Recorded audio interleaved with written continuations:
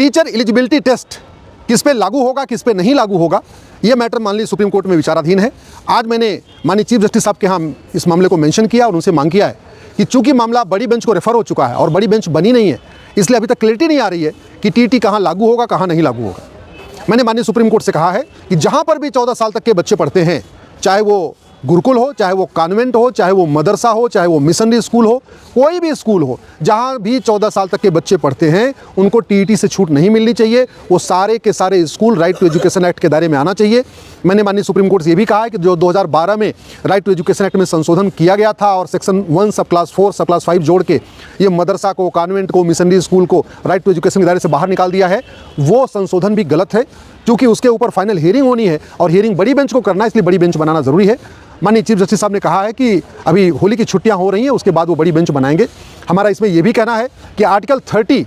मदरसा खोलने की परमिशन नहीं देता, मिशनरी स्कूल खोलने की परमिशन नहीं देता। आर्टिकल 30 जो स्कूल खोलने की परमिशन देता है वो secular education institution. Article 30 engineering college, medical college, law college,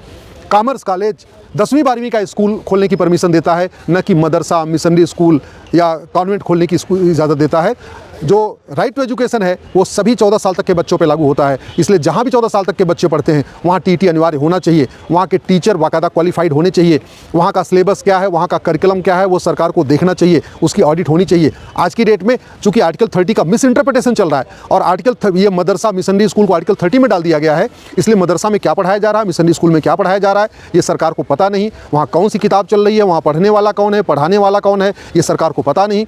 ये जो मदरसे चल रहे हैं या मिशनरी स्कूल चल रहे हैं, जो कॉन्वेंट चल रहे हैं आर्टिकल 30 के अंतर्गत, सरकार उनकी ऑडिट नहीं करती, इसलिए ये भी नहीं पता कि उनकी फंडिंग कहाँ से आ रही है, वहाँ कितना वेतन दिया जा रहा है। तो इसका एक ही समाधान है कि जहाँ पर भी 14 साल तक के बच्चे पढ़ते हैं वो सब राइट टू एजुकेशन के दायरे में आए, वहाँ प्रॉपर ऑडिट हो और यूनिफॉर्म सिलेबस, यूनिफॉर्म करिकुलम हो। इसी मैटर को मैंने माननीय सुप्रीम कोर्ट ने मेंशन किया है और माननीय सुप्रीम कोर्ट ने कहा कि इस पर बहुत जल्दी बड़ी बेंच बनाएंगे।